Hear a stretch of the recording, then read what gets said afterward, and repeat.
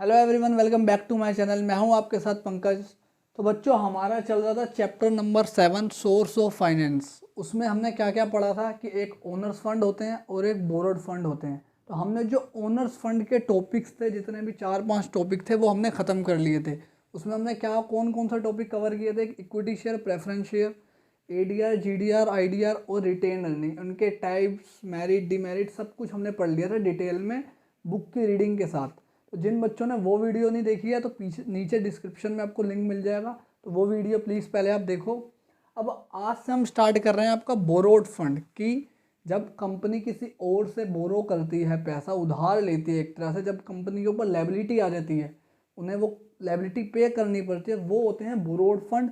और उनके अंदर कौन कौन से सोर्सेज है? बोरोड फंड के अंदर जितने सोर्सेज हैं उनके बारे में हम 1 to 1 पढ़ेंगे, एक बार एक एक करके। सबसे पहले जो सबसे इम्पोर्टेंट है वो है डिबेंचर। अब डिबेंचर के 3 टॉपिक हैं आपकी बुक में। एक तो डिबेंचर का मीनिंग, डिबेंचर के टाइप्स और उसके मेरिट डिमेरिट। तो आज तीनों ही कवर करेंगे। तो चलो अब स्टार्ट करते हैं। देखो, डिबेंचर क्या होते हैं। जैसे शेयर क्या होता था कि पब्लिक, जो कंपनी होती थी, पब्लिक को इन्वाइट करती थी कि हम शेयर इशू कर रहे हैं, आप आओ, हमारी कंपनी का इतने रुपए का शेयर है, वो खरीद लो।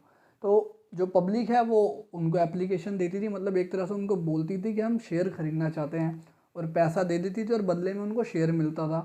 साथ में उनको वोटिंग राइट मिलता था कि अगर कंपनी कल को कोई भी डिसीजन लेगी तो वो वोट शेयर होल्डर से पूछ के लेगी।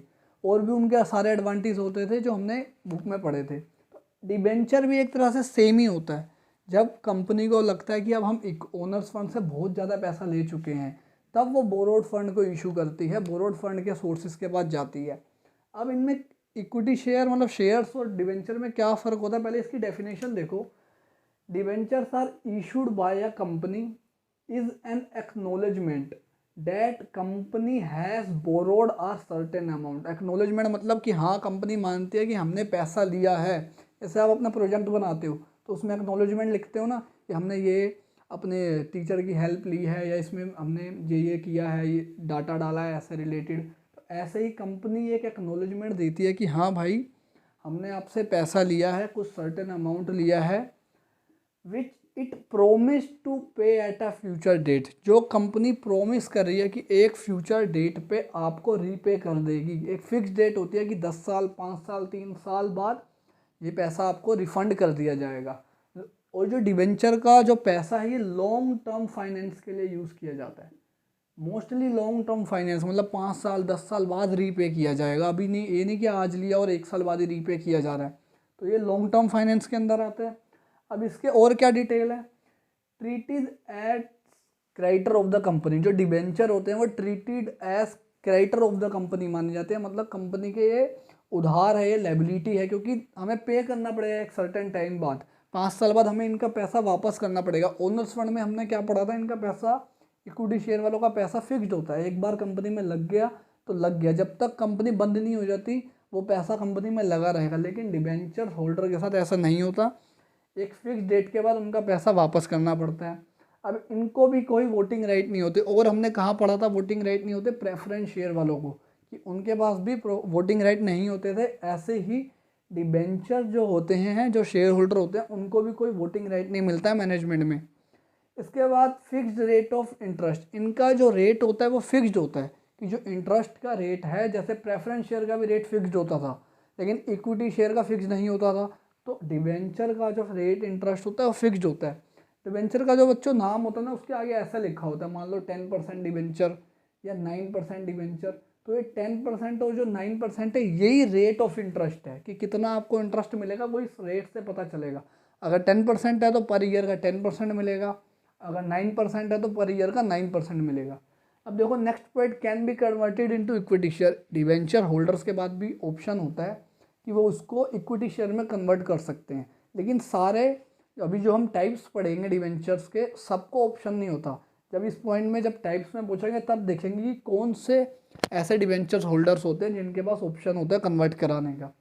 इसके बाद ये सबसे इंपॉर्टेंट पॉइंट है, चार्ज ऑन एसेट। अगर आपको ओनर्स फंड, बोरोड फंड से पैसा लेना है, चाहे कोई भी सोर्स हो बोरोड फंड का, तो आपको अपनी कंपनी की कोई ना कोई एसेट गिरवी रखनी पड़ेगी, चार्ज क्रिएट करना पड़ेगा। चार्ज का मतलब मैंने आपको पहले भी बताया था एक तरह से कि जब भी कंपनी बंद होगी या वो एसेट बिकेगी तो सबसे पहले पैसा किनको दिया जाएगा, डिवेंचर होल्डर्स को, या जो भी सोर्स के लिए आपने उस एसेट को गिरवी रखा है। इसलिए डिवेंचर होल्डर्स का एक और नाम होता है मोर्टेज डिवेंचर या मोर्टेज सोर्स भी कहते हैं इसे। लास्ट पॉइंट है can be issued at discount. अब ये पॉइंट देखो समझो, मान लो मेरी कंपनी है और मेरे शेयर का प्राइस, जो एक शेयर का प्राइस है वो है 100 रुपये, और अब मैं इसे पब्लिक को बेच रहा हूँ, तो पब्लिक को मैं 100 रुपये से कम नहीं बेच सकता, मतलब मैं 90 पे इशू नहीं कर सकता इसको, मतलब मैं उनको डिस्काउंट नहीं दे सकता। अगर यहाँ पे 10 रुपये का डिस्काउंट है तो शेयर्स जो हैं अब उनके ऊपर रिस्ट्रिक्शन लग चुकी है कि आप शेयर्स को डिस्काउंट पे इशू नहीं कर सकते। लेकिन डिवेंचर के ऊपर अभी तक ऐसी कोई रिस्ट्रिक्शन नहीं है। डिवेंचर को आप अगर 100 रुपये का डिवेंचर आप 90 रुपीज़ या 100 से कम कितने रुपये में भी इशू कर सकते हो। तो ये भी एक मेन पॉइंट है आपका ऑब्जेक्टिव में। तो बहुत ज़्यादा पॉइंट ये मेन है कि कौन सा ऐसा सोर्स है जो डिस्काउंट पे इशू किया जा सकता है। तो 4 ऑप्शन दे देगा, equity share, preference share, debenture या एडीआर जीडीआर। तो वो तीनों होंगे रॉन्ग और आपका करेक्ट आंसर हो गया डिवेंचर वाला। तो ये था इसका मीनिंग और ये मेन पॉइंट्स थे। अब ये मेन पॉइंट, ये पॉइंट्स वाइज क्यों करवा रहा हूँ मैं, ताकि आपका अगर ऑब्जेक्टिव पेपर होता है तो ऑब्जेक्टिव में ऐसे ही क्वेश्चन बनेंगे कि कौन सा ऐसा सोर्स है जिसका फिक्स्ड रेट ऑफ इंटरेस्ट होता है या जिनके पास वोटिंग राइट नहीं होता। तो ये तो हो गया आपका डिवेंचर का मीनिंग। अब करते हैं इसके टाइप्स। इसके टाइप भी प्रेफरेंस शेयर के जैसे ही हैं, ऑलमोस्ट सेम है, ईजी से हैं, ज़्यादा प्रॉब्लम नहीं होगी करने में। फिर करेंगे मेरिट और डीमेरिट इनके। तो चलो बच्चों अब स्टार्ट करते हैं आपका टाइप्स ऑफ डिवेंचर का टॉपिक। इसको बुक से पढ़ेंगे लाइन वाइज लाइन। पहले समझते हैं सिक्योर्ड डिवेंचर। पहला है सिक्योर्ड। नाम में ही देखो क्या है, जो ऐसे डिवेंचर जो सिक्योर हैं, ये वो डिवेंचर होते हैं जिनके लिए कंपनी को अपनी एसेट गिरवी रखनी पड़ती है। वही जो अभी हमने पढ़ा था चार्ज ऑन एसेट वाला पॉइंट। तो ऐसे डिवेंचर जिनके ऊपर कोई ना कोई चार्ज क्रिएट हुआ होता है जिनकी वजह से एसेट्स में, उनको बोलते हैं सिक्योर्ड डिवेंचर। अब देखो इसकी बुक में डेफिनेशन देखते हैं। सबसे फर्स्ट वाला point, secured debenture are those debenture which are issued by the company on the security of its assets or property। या तो कोई अपने प्लांट एंड मशीनरी दे दी, एसेट दे दी, या कोई प्रॉपर्टी बिल्डिंग वगैरह के ऊपर अपना चार्ज क्रिएट कर दिया। आगे क्या लिखा हुआ, they are also called mortgage debenture. ये भी हमने अभी देखा था।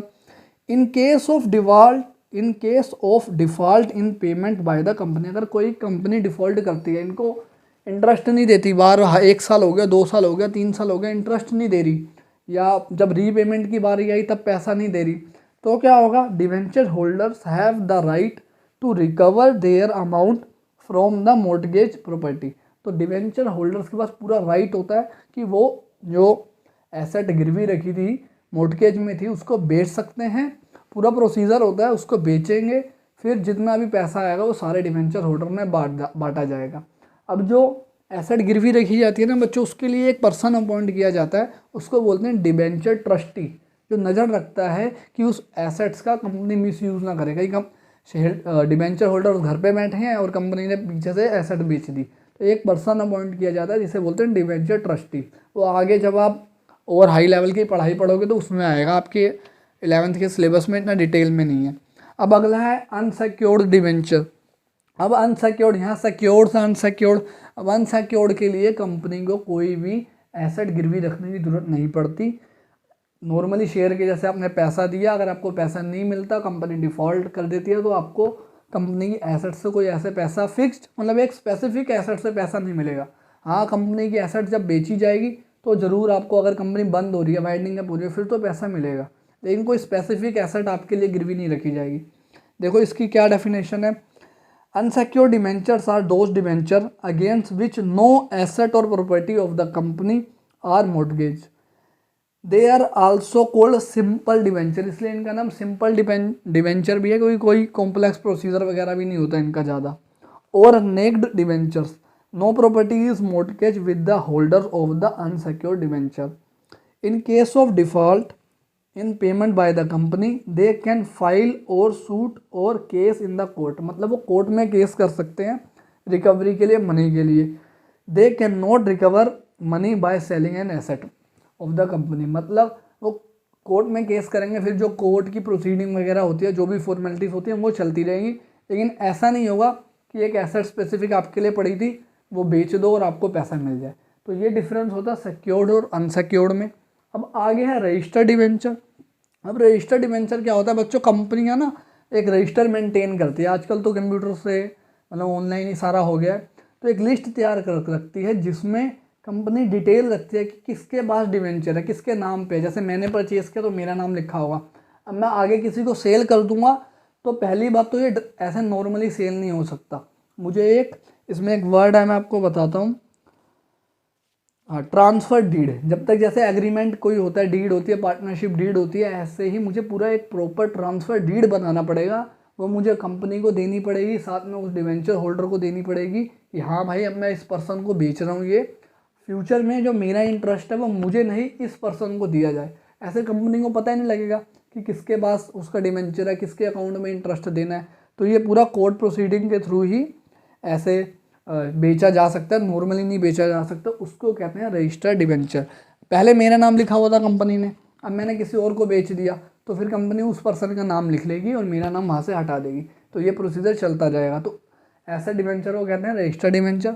अब बियरर डिवेंचर क्या होते हैं, अब देखो स्क्रीन पे आपके एक नोट आ गया होगा, गांधी जी दिख गए होंगे आपको, ठीक है। वहाँ पे देखो लिखा हुआ है प्रोमिस टू बियरर और नीचे गवर्नर के साइन है। अब ये बियरर का मतलब होता है कि ये 100 का नोट या जो भी नोट है, हर नोट में आपको लिखा हुआ मिलेगा ये, जिसके हाथ में भी ये नोट है उसको ये पैसे की, उसके मतलब वो इस पैसे का यूज़ कर सकता है, इससे कोई भी सामान खरीद सकता है।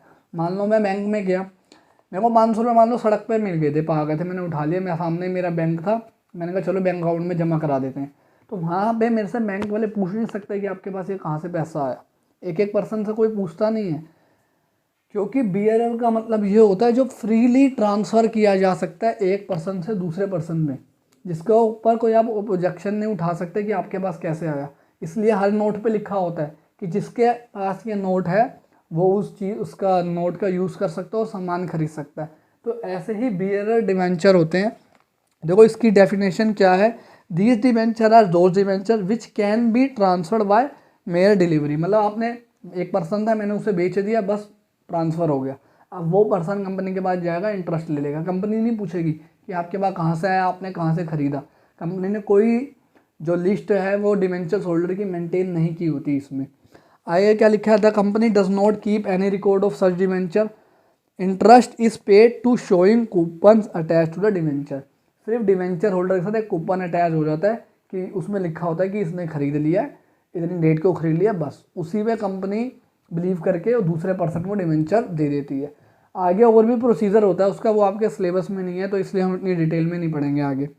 इसके बाद कन्वर्टेबल डिवेंचर, अभी हमने पढ़ा था कि इनको इक्विटी शेयर में भी कन्वर्ट कर सकते हैं डिवेंचर को। तो ऐसे ऐसे डिवेंचर जिनको हम इक्विटी शेयर में कन्वर्ट कर सकते हैं उनको बोलते हैं कन्वर्टेबल डिवेंचर। लेकिन एक फिक्स्ड पीरियड होता है, ये नहीं कि आज मैंने डिवेंचर खरीदा 2 दिन बाद चला गया। कंपनी ने एक फिक्स्ड पीरियड रखा होता है कि 1 साल 2 साल बाद ही आप कन्वर्ट करवा सकते हो। देखो इसकी definition, the debenture which are converted into equity share on the expiry of a fixed period of a time are called convertible debenture.